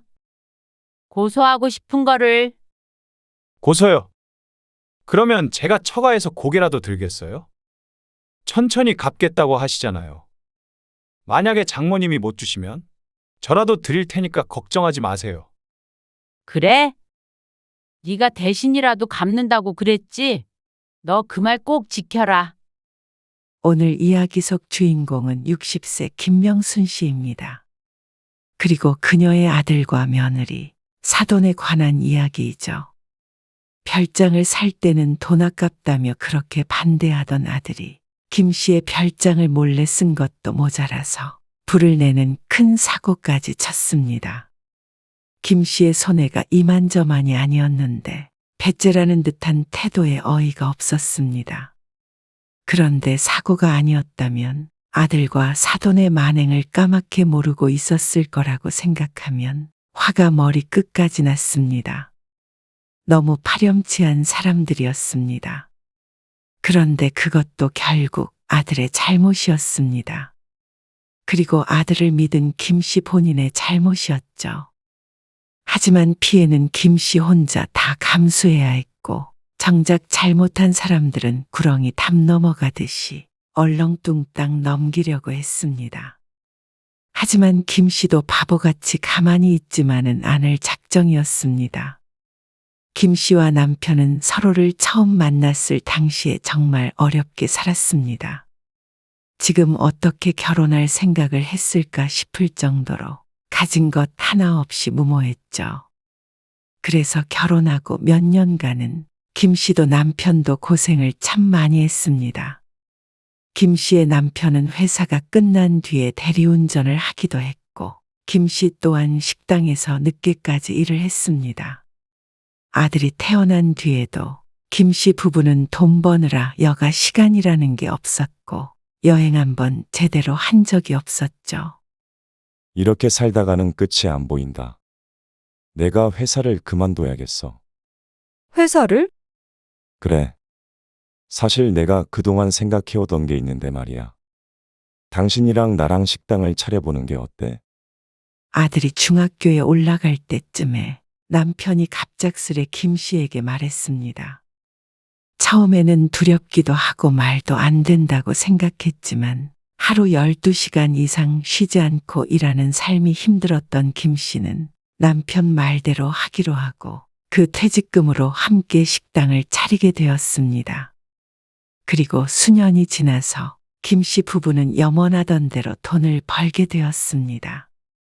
식당이라고 편한 일은 아니었지만 그 전의 생활과는 비교가 되지 않았죠. 대단한 부자가 된 건 아니었지만 한 달에 2번씩은 쉴 수 있었고 아들이 원하는 공부도 시켜줄 수가 있었죠. 비록 아들이 그 공부를 끝까지 하지 못해서 결실은 맺지 못했지만 말이죠. 법 공부를 하던 아들은 공부를 그만두고 보험회사에 취직을 하게 되었습니다. 그리고 취직을 하게 되기까지 김 씨 부부가 뒷바라지를 했죠. 식당이 잘 돼도 김 씨 부부는 사치를 하지 않았습니다. 문 닫는 날도 많지 않았고 그렇게 일해서 모은 돈으로는 부동산을 샀습니다. 전국적으로 집값이 엄청 떨어질 때였는데 남편이 투자를 하겠다며 빌라를 샀죠. 지금이라도 파는 게 좋지 않을까? 김 씨가 샀던 빌라는 시간이 지나도 오르지 않았습니다. 하지만 떨어지지도 않았기에 이쯤에서 팔면 손해는 없을 것 같아서 물었지만 남편은 고개를 저었습니다. 준영이 그놈 결혼하면 이 집이나 주지. 그러다가 오르면 팔아도 되고.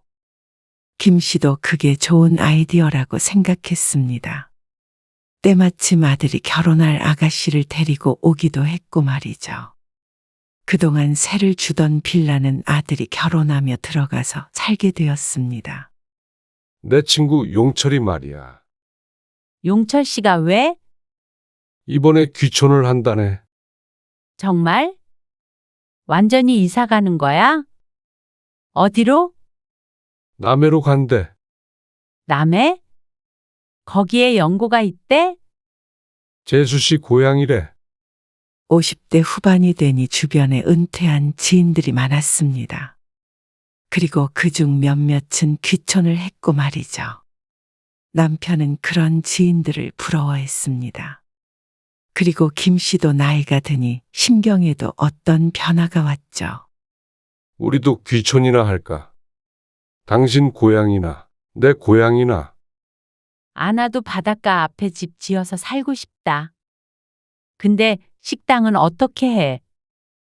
회사는 정년퇴직이라는 게 있지만 돈벌이가 되는 식당을 지금 당장 문을 닫고 내려가 버릴 수는 없었습니다. 아직도 한창 일할 나이이기도 하고 말이죠.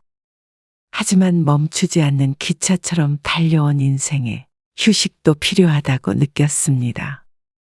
갱년기인지 뭔지 좀 숨 쉴 틈이 필요했죠. 그러면 시골에 집을 한 채 살까? 별장처럼. 집을 사자고? 별장이라는 말이 조금 부담스럽게 느껴졌습니다.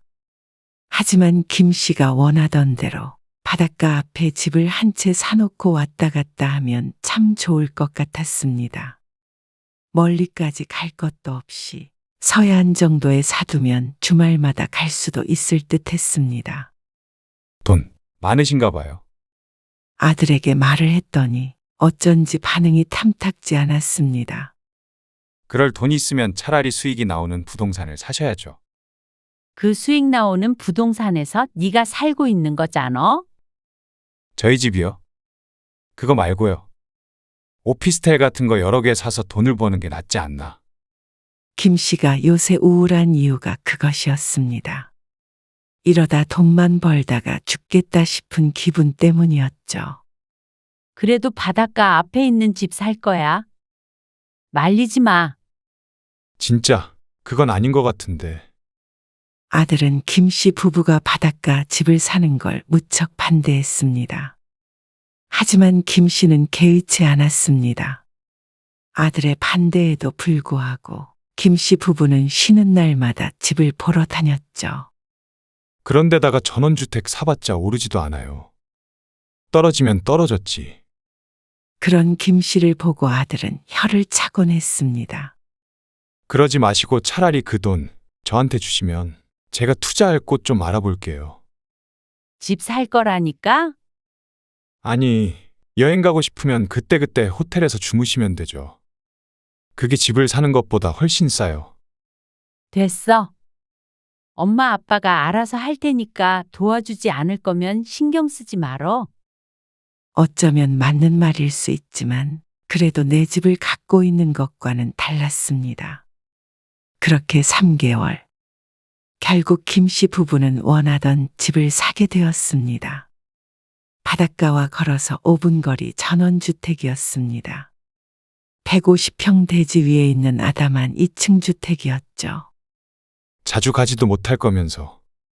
아들은 그 뒤로도 계속 투덜거렸죠. 그래도 김 씨 부부는 좋았습니다. 한 달에 2~3번밖에 못 내려가기는 했지만 쉬는 날만을 손꼽아 기다리게 되었죠. 우리 올해부터는 쉬는 날 좀 늘리자. 가끔씩 내려가서 잡초도 뽑고 바닷가도 거닐고 김 씨 부부는 대부분 쉬는 날을 별장에서 보냈습니다. 그리고 남편의 말대로 쉬는 날을 늘려서 식당 일도 조금 쉬엄쉬엄 하기로 했습니다. 그러던 어느 날 엄마, 저희 이번 여름 휴가요. 어디 갈지 고민을 해봤는데 서해안 쪽이 좋을 것 같아서요. 그런데 거기에 별장이 있는데 굳이 돈 쓰는 것도 그래서 엄마 별장에서 하룻밤 묵으려고요. 여름 휴가를 김 씨의 별장으로 가겠다는 아들. 그동안 사진으로는 집을 보여줬었는데 아직 방문한 적은 없었습니다. 그래? 알았어. 청소만 깨끗하게 해놓고 나와. 김 씨가 아들에게 비밀번호를 가르쳐 주며 말했습니다. 숙박비 대신에 잡초 좀 뽑아주고. 안 그래도 요즘에 일이 바빠 못 내려가고 있던 참이었습니다. 그리고 별장에 다녀온 아들이 말했습니다. 엄마, 집이 진짜 좋긴 하던데요. 그렇지? 사길 잘했지? 바닷가도 가깝고 정이도 진짜 마음에 들어 하더라고요. 아들도 그렇게 반대를 하더니 막상 가보니 좋았던 모양이었습니다. 아들 며느리는 그 뒤로도 종종 놀러 갈 일이 있으면 김 씨의 별장을 이용하곤 했습니다. 그런데 바닷가 앞 집을 샀다는 걸 다른 친척들이 알았는지 김 씨에게 연락이 왔습니다. 그래서 2박 3일로 놀러 가려는데 성수기라 그런가 방도 없고 더럽게 비싸더라고요. 형수네 별장에서 2밤만 묵으려고 하는데 아무래도 여름 휴가로 인기가 있는 지역이라서 그런가 펜션처럼 생각되는 모양이었습니다. 하지만 남도 아니고 가족이 이용한다는데 거절할 수가 없었죠. 대신 담배는 피시면 안 돼요. 특히 2층은 벽이 전체 다 편백나무라서 담배 피다가 잘못하면 불나요. 냄새도 많이 나고. 아이 당연히 담배는 밖에서 피죠. 그렇게 시동생에게 집을 빌려준 다음 주 식당 문을 닫는 날에 김 씨는 남편과 함께 별장으로 내려갔습니다. 그런데 집 상태를 보고는 말을 잃었습니다. 이게 다 뭐야? 거실로 들어서자 엉망이 된 실내가 보였습니다. 뒷정리를 한 건지 만 건지 늘 깔끔하던 거실엔 가스 버너와 냄비 같은 것들이 나와 있었고 쓰레기가 담겨 있는 검정 봉투도 몇 개 보였습니다. 싱크대에도 다 정리되지 않은 식기들이 널브러져 있었죠. 밖에서 펜션을 이용해도 이것보다는 깨끗하게 쓸 텐데 어떻게 가족 집을 빌리면서 이렇게 지저분한 상태로 돌아간 건지 어이가 없었습니다. 아이고, 집 안으로 한 발 떼서 들어가는 순간 김 씨는 바닥으로 자빠져 버렸습니다. 괜찮아? 남편이 서둘러서 김 씨를 일으키는데 남편도 휘청거렸습니다. 바닥에 온통 기름칠을 해놓은 것처럼 미끈거렸습니다. 자세히 보니 고기 기름이 굳은 듯 했습니다. 바깥에 그릴이 있는데 안에서도 고기를 구워 먹은 것 같았죠. 아니, 바닥에 신문지도 안 깔고 이게 뭐야? 아이고, 남편도 골치가 아픈 듯 했습니다. 벽지도 찢어졌네. 도대체 집에서 무슨 짓을 한 건지 집골이 엉망이었습니다. 그리고 2층에 올라가니 편백나무 냄새 사이로 담배 냄새가 희미하게 났습니다. 김 씨의 표정이 굳어 있으니 남편이 안절부절 못했습니다. 이놈의 자식이 깨끗하게 쓰라니까. 남편이 남동생에게 전화를 해서 한바탕 욕을 퍼부었습니다. 아침에 급하게 나오느라 못 치웠다고 변명을 하는데 집이 그 정도 수준이 아니었습니다. 그 뒤로는 시동생과 마주쳐도 왠지 어색한 기류가 흘렀습니다. 언니, 우리 휴가 가려는데 언니네 별장 좀 쓰면 안 될까? 안 돼. 지난번에 얘기했잖아. 아니, 딱 3일만 쓸게. 그리고 숙박비도 낼게. 20만 원에 좀 빌려주라. 아니야. 100만 원을 줘도 그건 안 돼. 미안하지만 너무 치사한 거 아니야? 김 씨 부부는 그 누가 부탁을 해도 집을 빌려주지 않았습니다. 하지만 아들의 요청까지 거절할 수는 없었습니다. 다음 주말에 별장 좀 써도 돼요? 그래, 써. 아, 근데 저희끼리 가는 건 아니고요. 처갓집 식구들이랑 같이 그쪽 주변에서 하루 묵으려고 했는데요. 장모님이 엄마 별장에 대해서 물어보시더라고요. 한번 가보고 싶으시다고. 정이가 너무 좋다고 자랑했었나 봐요. 사돈 총각이랑 다 같이? 너도 다른 사람한테는 별장 안 빌려주는 거 알잖아. 네. 근데 다른 사람도 아니고 처가 부탁이라. 또 장모님도 나중에 시골 내려가서 전원주택에 살고 싶으시다고. 구경도 할 겸 가보고 싶으시대요. 마침 바깥사돈도 얼마 전에 은퇴하고 쉬고 있다는 말은 들은 적이 있었습니다. 여기서 김 씨가 싫다고 하면 아들의 입장이 곤란해질 것 같아서 다른 선택지가 없었습니다. 그럼 네가 책임지고 깨끗하게 써. 알겠지? 당연하죠. 그렇게 아들과 사돈에게 별장을 빌려주고 나서 2주 뒤에 가본 김 씨는 집 상태를 보고 무척 만족스러웠습니다. 별장은 깨끗하게 정리되어 있었고 다녀간 뒤에는 사돈에게서 따로 연락도 받았습니다.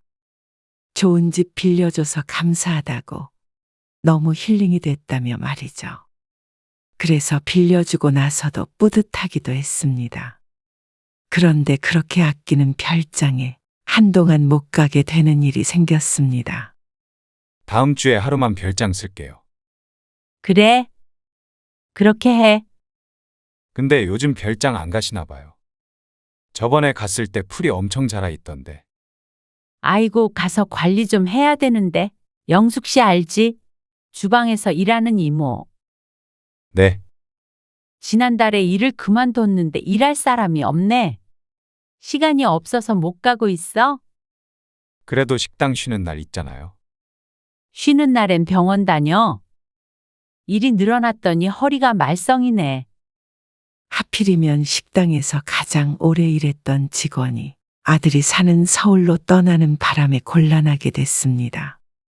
가끔은 식당을 맡겨놓고 쉴 때도 있었지만 이제는 그게 불가능했고 새로운 사람도 아직 못 뽑은 상태였습니다. 그러다 보니 원래도 좋지 않았던 허리가 요즘 더 아파서 매주 물리치료를 다니고 있었습니다. 그럼 제가 내려간 김에 예초기 좀 돌릴게요. 어머, 그래 줄래? 김 씨가 깜짝 놀라서 물어보자 아들이 대수롭지 않게 대답했습니다. 가끔 내려가서 제가 관리하죠. 뭐. 어려운 것도 아니고. 김 씨는 참 잘 됐다고 생각했습니다. 그래서 그 뒤로는 별장에 못 가봐도 아들이 어련히 알아서 유지를 하고 있겠거니 생각했죠. 그런데 어느 날 아들이 깨름칙한 질문을 했습니다. 엄마 요즘에 별장 못 가시잖아요. 그렇지? 만약 누가 좀 장기적으로 별장을 빌려달라고 하면 어쩌실 거예요? 갑자기 왜 그런 걸 물어? 누가 빌려달래? 아, 그건 아니고요. 요즘 거의 안 가시길래. 혹시나 해서요. 비워두기는 아깝잖아요. 그래도 그러고 싶지는 않네. 가끔 가더라도 우리 집인데. 집을 빌려주는 건 좀 그렇지. 돈을 줘도요? 아이 골치 아파서 싫어. 무슨 일이 날지도 모르고. 아들은 김 씨의 대답을 듣고는 싱겁게 전화를 끊었습니다. 김 씨도 뜬금없는 아들의 질문이 이상하긴 했지만 이내 잊었습니다. 그런데 이상한 일은 또 있었습니다. 어느 날 전기요금 고지서를 문자 메시지로 신청할 수 있다기에 별장 고지서도 모바일 고지서로 바꿨습니다. 그런데 띠링 울리는 문자 메시지를 확인하고는 김 씨는 깜짝 놀랐습니다. 여보, 이거 봐. 무슨 전기세가 이렇게 많이 나와? 3달치 전기세가 밀려 있었는데 금액이 78만 원이 찍혀 있었습니다. 아들이 관리해 준다고 했고 보통은 비워져 있는 집이니 전기세나 수도세는 아들에게 10만 원씩 입금해 주고 있었습니다. 아들이 가끔씩 들려서 사용하더라도 보통은 그 정도 안에서 해결이 되고도 남아야 정상이었죠. 그런데 전기세가 밀려 있는 건 그렇다 치더라도 금액이 비정상적이었습니다. 누전되고 있는 거 아니야? 남편도 무척 놀란 눈치였습니다. 에어컨을 몇 번 틀어도 이 정도 금액이 나올 수가 없었죠. 그런가 보다. 한전에다가 전화를 해봐야 하나? 그런데 한전에다 전화를 해봤더니 검침이 그렇게 됐다고 했습니다. 아무래도 누전이 되고 있는 것 같았죠. 준영이한테 연락해봐. 남편의 말을 듣고 김 씨는 아들에게 전화를 걸었습니다.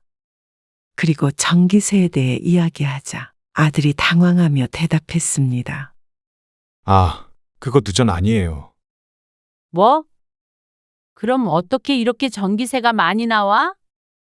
제가 콘센트에 전자제품을 뭐 하나 꽂아뒀는데 계속 가동이 됐나 봐요. 아마 그것 때문인 것 같아요. 전기요금 고지서를 확인을 못했네요. 제가 바로 낼게요. 걱정 마세요. 아니 뭘 꽂아뒀길래 그렇게까지 많이 나와? 아, 별거 아니에요. 제가 지금 낼게요. 이따가 전화 드릴게요. 이상하다는 생각은 들었지만 그래도 여전히 별장에 갈 시간은 나지 않았습니다. 그게 또 한 달이 지나자 어쩌면 아들 말처럼 가끔씩 펜션이나 호텔에서 묵는 게 나았을 수도 있겠다는 생각이 들었죠. 그런데 그러던 차에 김 씨는 충격적인 전화를 받게 됐습니다. 불이요? 경찰에게서 전화를 받은 김 씨. 별장에 불이 났다는 당황스러운 소식이었습니다. 허둥지둥대는데 경찰이 말했습니다. 지금은 진화가 된 상태인데요. 담배를 피우다가 그렇게 된 것 같아요. 아니, 집에 아무도 없는데. 세 분이 지내고 계시던데요.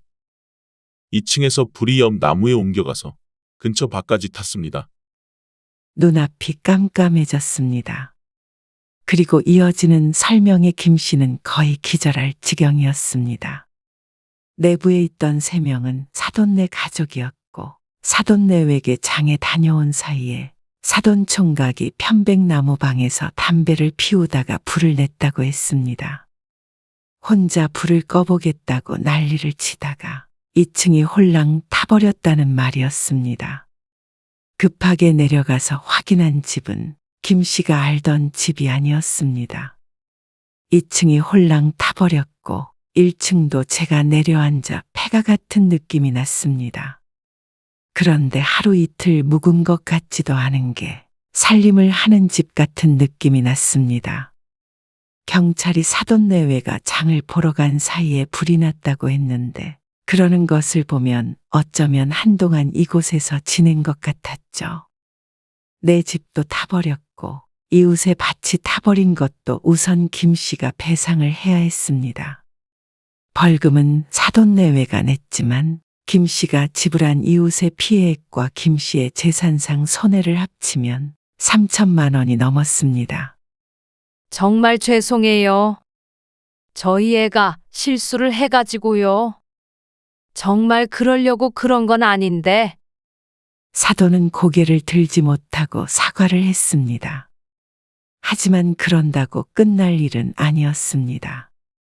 그런데 어째서 저희 집에서 지내고 계셨던 건가요? 그게 이 서방이 좀 지내도 된다고 해서 기분 전환도 할 겸 얼마나 계셨어요? 한 달 아니 2달 조금 안 됐어요. 기가 막히고 코가 막힐 노릇이었습니다. 아들도 같이 내려와서 대역죄인 마냥 고개를 숙이고 있었습니다. 죄송해요. 말씀을 못 드렸어요. 말을 못한 게 아니라 안 한 것이었습니다. 그러고 보면 이상한 점이 많았는데 뒤에서 이런 일이 벌어지고 있다는 사실을 김 씨는 전혀 짐작도 하지 못했습니다. 아들을 믿었던 자신이 바보였습니다. 김 씨가 이를 수습한 뒤에 나중에 사돈과 아들 내외가 찾아와 말했습니다. 정말 죄송합니다. 그래도 아무도 안 다친 게 다행이죠. 안 다친 건 다행이었지만 그렇다고 김 씨의 피해가 가볍지 않으니 쉽게 이야기할 부분은 아니었습니다. 그런데 사돈의 태도가 무척 당황스러웠습니다. 너무 죄송해요. 근데 저희가 여윳돈이 없어서 우선 500만 원 드릴게요. 피해본 건 3천이 넘었지만 500밖에 없다는 사돈의 말에 기가 차서 말이 안 나왔습니다. 500만 원으로는 이웃에게 보상해준 돈도 메꾸지 못했습니다. 보상을 해준 뒤에도 마을 분위기가 흉흉해서 내려가지도 못하고 있었죠. 그러면 나머지 돈은 그러자 아들이 천천히 갚겠다고 했습니다. 천천히 언제? 엄마, 그건 저랑 따로 얘기해요. 사돈도 돈 이야기가 불편한 듯 보였습니다. 그리고 아들은 그 사이에서 안절부절하지 못했죠. 아니 500만 원으로 어떻게 하니? 저희가 목돈 생기는 대로 드릴게요.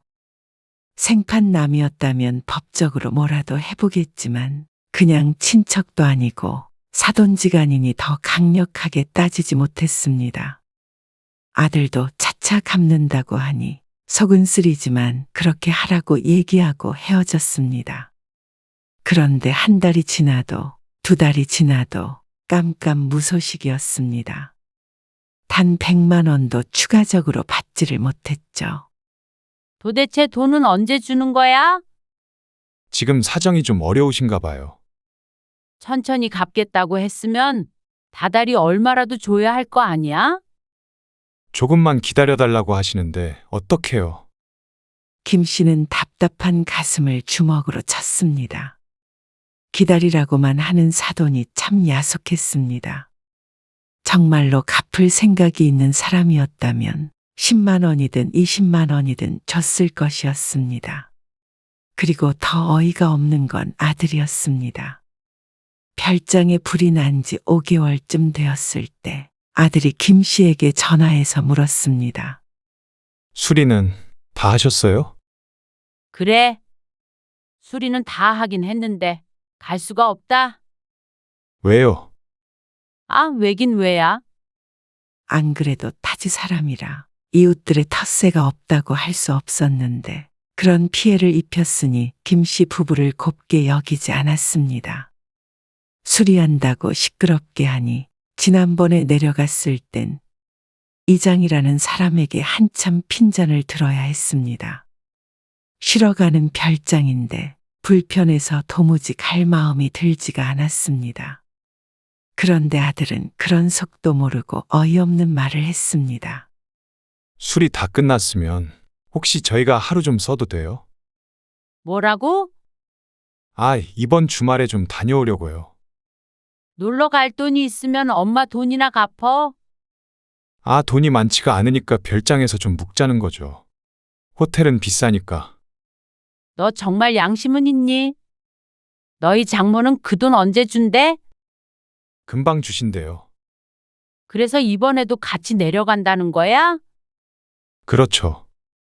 아니, 그 시간에 차라리 돈을 벌어야 되는 거 아니니? 양심이 있으면 왜 그런 식으로 말씀하세요? 너희끼리 쓴다고 해도 이제는 안 돼?